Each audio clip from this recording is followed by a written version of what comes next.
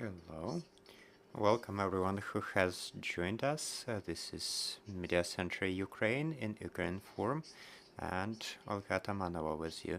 It is 148th day of the full-scale invasion. We will be discussing the situation in the russo-Ukrainian war. We have with us Vadym Skibytskyi of the main intelligence department of the Ministry of Defense. Let us begin with Lavrov's statement that we all recently heard about the so-called military operation get into a broader territory scope than the so-called DNR and LNR pseudo-republics. What does it mean for us? First, thank you for this invitation. Indeed, we are tracking since the very beginning all the issues that have to do with the so-called special military operation of the Russian Federation. Initially, it was officially announced in February. They have announced that they will be supported the so-called Donetsk and Luhansk People's Republics that they have recognized. And in the Russian Federation, the narrative was centered around the battles in Luhansk and Donetsk regions. So no mentions or video materials about the strategic operation of the Russian Federation and the areas of their attacks in Kyiv region, attacks on Kyiv, the occupation of the southern regions of Ukraine. This is something that was not present there in their informational space. Only a month later, from the start of the operation, there was some information on the operations in Kyiv region. The fact that they are making these statements right now is the foundation for let's say, changing the status of the temporarily occupied territories in the south of our country, Kherson and part of Zaporizhia region.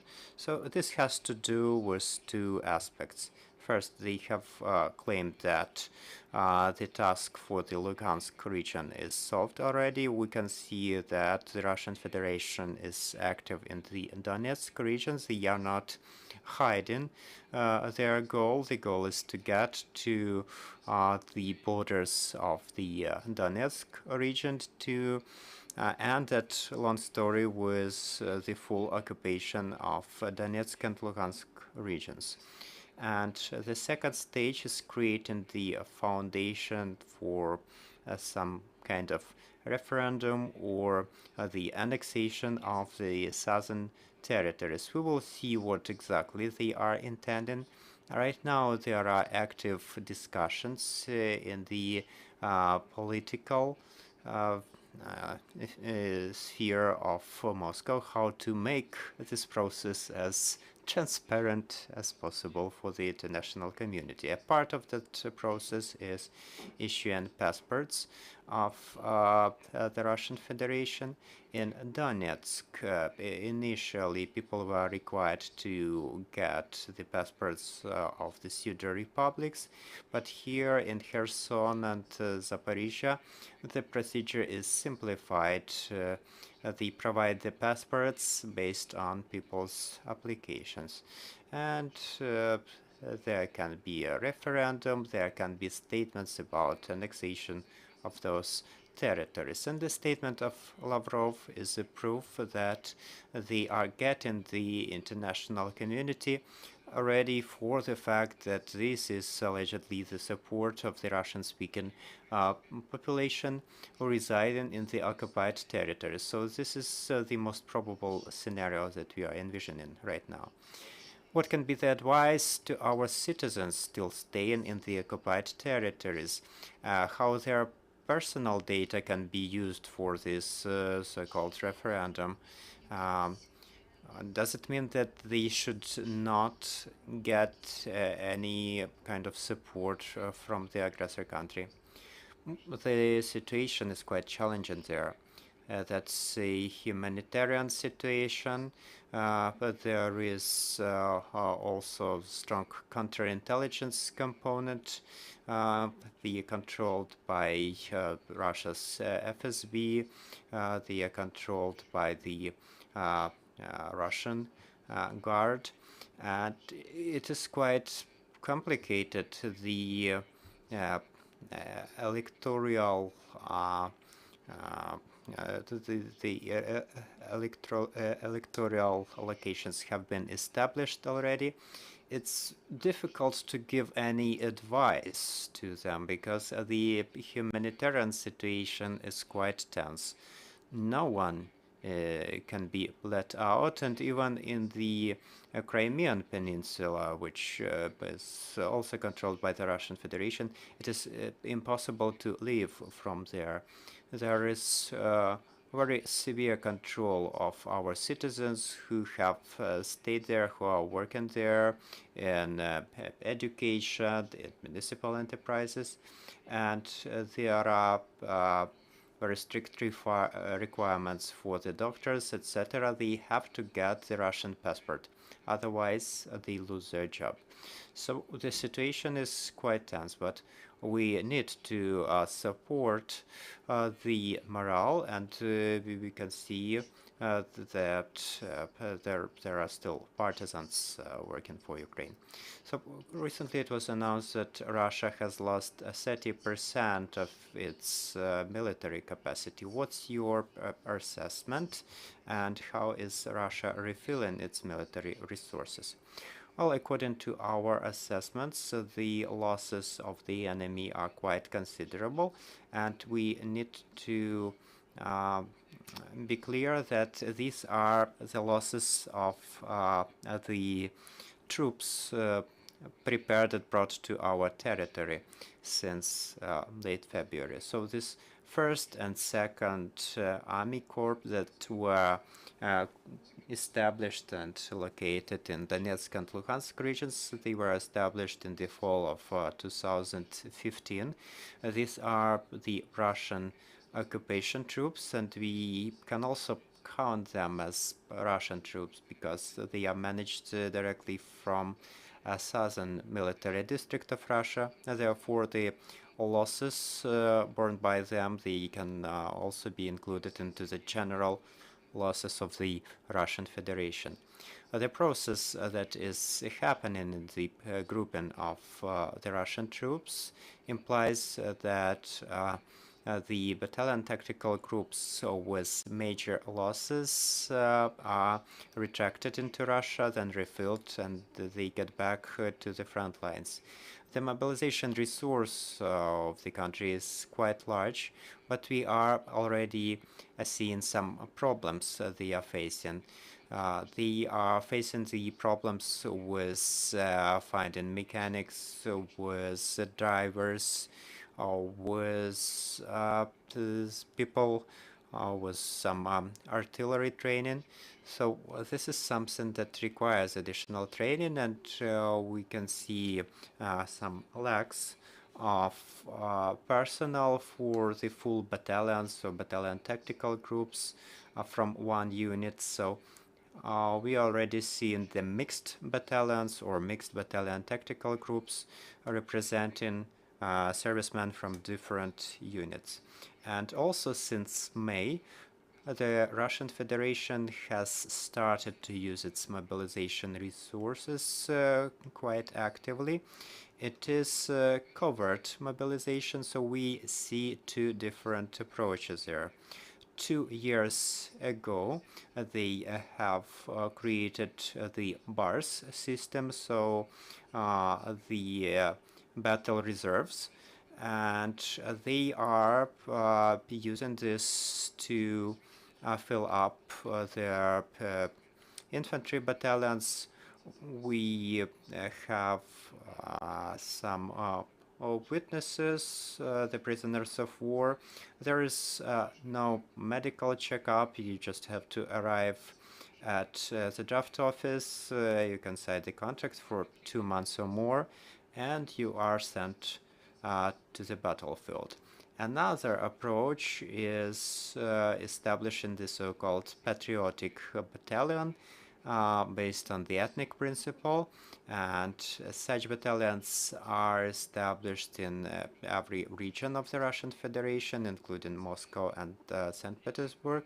In Kostroma, the battalion is called Vyatka.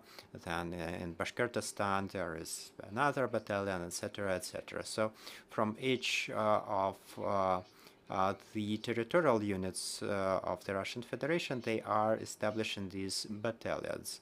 And also there are volunteers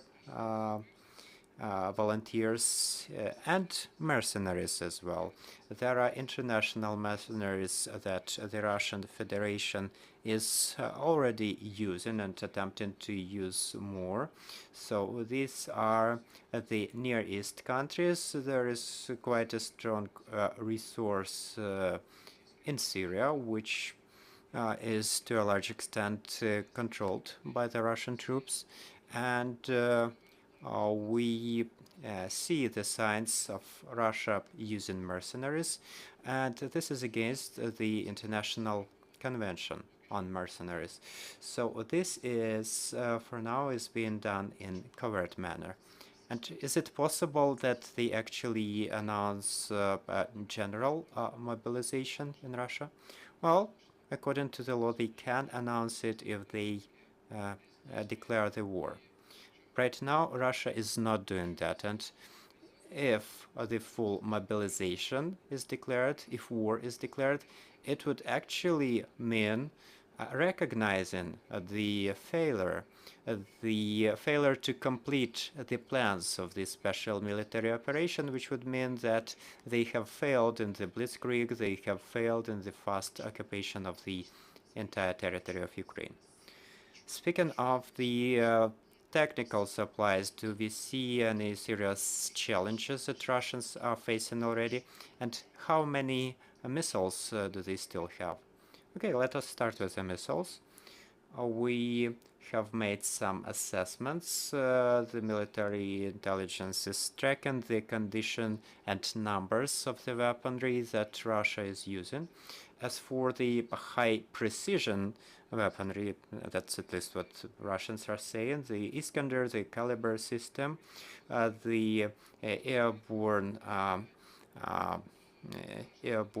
cruise missiles, X-101, 155, we assess that between 55 and 65% of the pre-war stores have been used up, especially the ballistic missiles of the Iskander systems. Therefore, we have not seen the use of those missiles for quite a long time. So maybe after this presentation they will change something in their tactics, but the problems do exist, and the weapons are new for the Russian Federation. Many components were manufactured abroad, and but the restrictions introduced due to international sanctions do not enable to openly get those components sent to their manufacturers. But as for the old Soviet weaponries, cruise missiles such as X-22, like the ones that have been used already from the territory of Belarus even, and other cruise missiles, and the full set of those Smerch, Uragan, and Grad ammunition, all kinds of aviation bombs, everything that's left from the times of Soviet Union. These are quite huge stores, and it's difficult to assess them. And do they have any opportunity to refill their stores? Mainly they are using the things they already had in their depots. And they are also resuming the high precision weaponry, and the legislation that has been recently approved in the Russian Federation is intending to repurpose the economy, the businesses of the Russian Federation for the military needs. And in some defense enterprises, they have resumed they work around the clock, and they are trying this way to refill their losses. But the tank, the artillery systems, all of this is being actually taken from the depots in different parts of the Russian Federation. All of this is being brought close to our borders and used in our territory. So let us discuss the partisans movement. We can see the moves in Kherson, in Novakhovka, in the Crimea even. So what are the results and how does it work? You can see the results, they are covered, but of course this is not merely a partisans movement, this is a resistance movement. And there is a law in our country. There are structures responsible for organizing and supporting this resistance movement, and we are seeing some results. So we hope that thanks to the actions put in place, it's going to become more effective for the enemy to actually feel that these are the occupied territories, that they are not just calm, feeling calm there. Okay, your questions, dear colleagues. I'm Pavlo Kovalchuk from ONN. I would like to hear about the fate of the women from Azovstal. We know that there are around 22 women, including a pregnant woman medic right now held hostage in the Russian Federation. And are there any priorities about these people? Okay, this is not really my responsibility, so I deal mainly with the general subject of the aggression of the Russian Federation and the situation on the battlefields. But to put it briefly, indeed, there is an interagency center collecting the information on the prisoners of war, or generally about the citizens of Ukraine who are currently at the territory of the Russian Federation. It's quite a difficult process, but we do hope that all of these processes will come to some positive end and our citizens will come back home. Other questions? I'm Dmitro from Ukrinform. What is the current situation at the Belarusian border? Until February this year, to give some background, the Belarusian border, which is over 1,000 kilometers, it was more or less clear for us, quite transparent, and the threat that could come from Belarus was not as high as the one coming from the Russian Federation or the occupied territories in Luhansk and Donetsk oblasts. The more active measures have started since the end of 2021. In January, February, they were quite active in locating the troops there. And then the groupment formed in the Russian Federation the battalion tactical groups of the Eastern Military District of the Russian Federation, and also the aviation and paratroopers component. They have started the aggression against our country from the north, from Belarus. So what's happening now? In March, April, this grouping of the Russian Federation was relocated to the south of Ukraine. These are the same troops that were there in the north. Right now they are in Donetsk region. Russians have left the air component, the air defense, the missile component, the Iskander division, which is a threat to us. They still keep them there. So what we are seeing right now, we do not see any active measures of Russian groupments of troops in Belarus, but we can see some preparedness measures in Belarus, in the Belarusian troops. There are 6 battalions and 1 special unit located close to the border. They do some engineering work, they do some training, and according to the statements of the official Belarusian government, they are intending to protect their national border and the territorial integrity of Belarus. But we also can see active training of these special units, both in Belarus and with participation of trainers and units of the Russian Federation. There is only one threat, that there can be some sabotage groups working from the territory of Belarus. They can collect intelligence, they can do some sabotage. So this is something that's usually done by special purpose units. So we, the intelligence community, are closely following the situation because we understand the level of threat that can increase drastically the threat from the territory of Belarus in case more Russian troops are there in Belarus. But right now, the situation is under control and there is no direct threat. Yesterday, there was information in the Russian media about the apprehension of the Russian intelligence agents. So what is the role of the main department of intelligence? Well, our main task is to get information and all kinds of actions, you know, the defense or the offense. It's impossible to plan such operations so without the proper intelligence data. So all the unit we have, and we have quite a lot of them, lots of resources. We have the special units. They are implementing the task we set before them. Other questions? Olu from Open TV, Greece. I want to ask you when and in which conditions may this war end?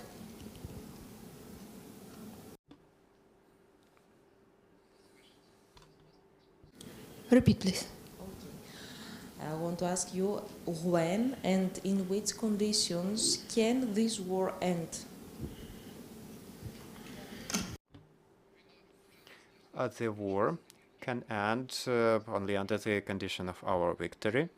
And also we do not exclude the possibility that Russia will take some pause on the operational level, intending to have us at the negotiations table, and at the meantime deal with the issues that are relevant for Russia right now. The occupied territories of Kherson, Zaporizhia, Donetsk and Luhansk regions. Kherson is very important in terms of providing for the occupied Crimean Peninsula, but that would not be the full stop of this war, because the main strategic goal of the Russian Federation is the same. It is the full occupation of our country. And we have already seen the experience of 2014 or 15. Any negotiations can entail the situation when the occupied territories are used as a springboard to continue further aggression against our nation. So the only possible condition is our victory. In Austria and Germany and Switzerland and Luxembourg. What can you tell about recruitment in the occupied territories, like recruitment of Ukrainian citizens? Thank you.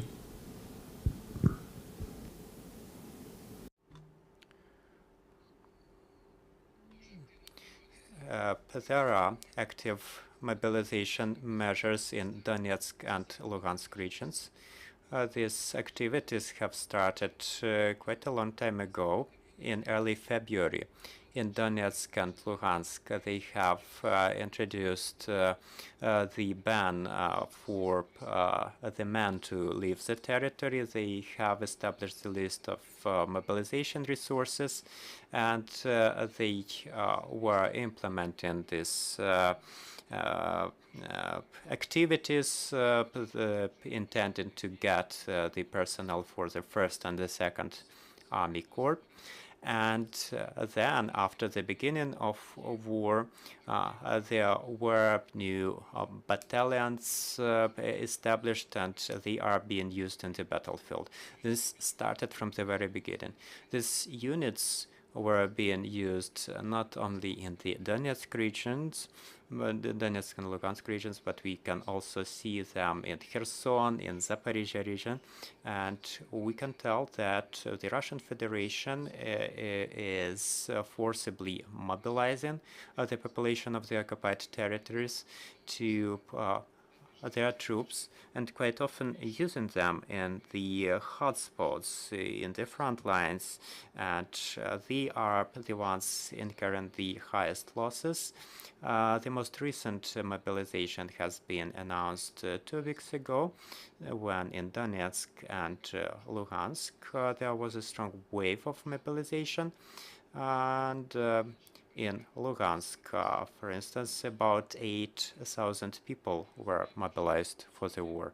So we do understand that this is, in essence, the destruction of the Ukrainian population, no matter what passports they are bearing. This is a direct genocide of the entire Ukrainian population residing in our territory. Other questions? Today in the morning, one of our members of parliament has informed of yet another attack on the Antonovsky Bridge in Kherson. Well, these are the actions of the armed forces of Ukraine. They are planning these operations, and that's their responsibility. So we have heard recently that there was a Rammstein format meeting recently. Can you please summarize some of the results, and can you please comment on the Austin Lloyd's statement about the decisive stage of war? What's that about? Yes, indeed. There was a force conference that took place yesterday. It's quite a strong union of countries that are supporting our country in very real ways. This implies political support, support with resources, thanks to which we are able to actively fight against the aggressor. Over 50 different countries are taking part, and they are providing their proposals concerning different support that can be provided. All the plans are being corrected by the command, but we have right now discussed the weaponry and the mobilization resources that are being used by the Russian Federation, and we are gradually approaching the winter period, and it is quite a difficult time for any combat operations.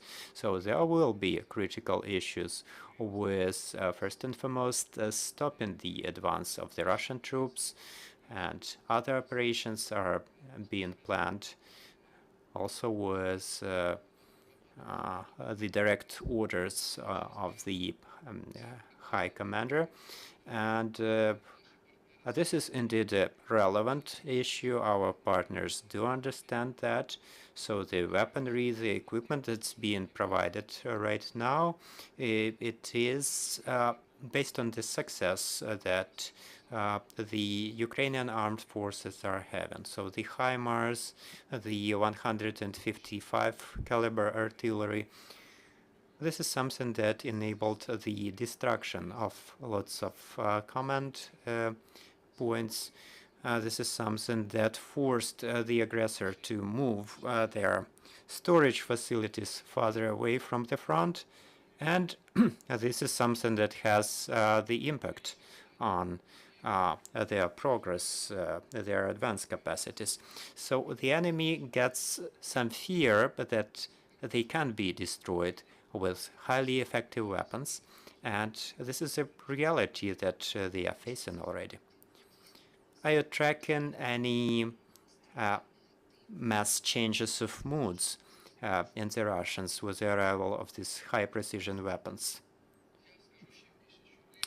I'll tell you more. We are tracking these moods since the very beginning, and the moods have changed over the time. So let's say in February and March, in the phone conversations of the occupiers with their families, only maybe 10% of them spoke of the fact that this is war, that it is ungrounded war, etc. All the rest supported the participation in this armed conflict. But right now we are observing the actual change of mood. The majority of them want to come back using different ways, including even purposely harming themselves, but also the vacations, rotations, etc. But this is a reality that has hit the Russian Federation. The reality of casualties, the reality of the injured who are coming back home and are sharing the stories. So, like the Soviets had in Afghanistan, and those who remember this period, you can recall that in the beginning this was something in the land far away, but later this became something that touched upon every family. So this is something that should be kept in mind. 75% of the population of the Russian Federation are the people supporting the aggression. Given the economic situation in Europe and the United States, high fuel prices, growing inflation, are you concerned that eventually voters there will start asking their leadership to reduce funding to Ukraine? And do you have any plans for if that starts to happen?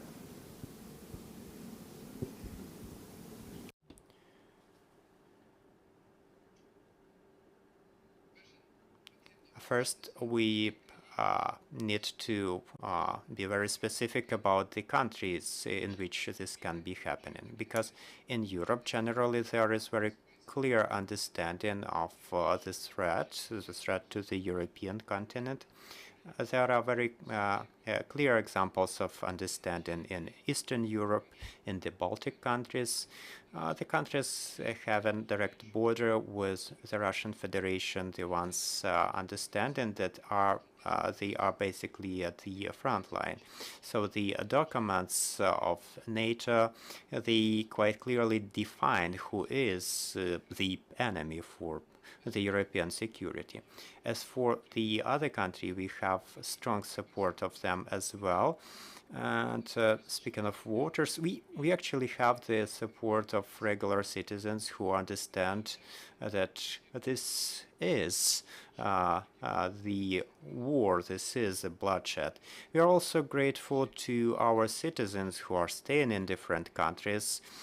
Some people are working there, some people are studying, some people have left because they take care of the lives of their children, and they are also sharing this information about the war. Of course, I don't mean Russia and Belarus here, because their information space is quite closed, but Europe, US, other countries like Japan, they understand what is happening, they see the reality, they see the actual victims. And even the statements of the higher officials in Ramstein, to the statements of the ministers of defense, well, we can understand that there is no such things as a fatigue of war. There is a clear task of ensuring security, and this task has been implemented in Ukraine right now. There is a clear understanding that thanks to support provided to Ukraine, the further aggressive policy of Kremlin can be stopped. It is there, and I believe it is successful because we are getting the support. It is considerable, and it's not only military support, but also economic one and humanitarian one. because the humanitarian aid that we are receiving, in essence, it is unprecedented, and this is something that we have not witnessed before. So thank you, Vadym, for joining us. This was Vadym Skibytskyi from the main investigation department of the Ministry of Defense. Thank you, dear colleagues, for sharing the truth about this war. Stay with us, and glory to Ukraine.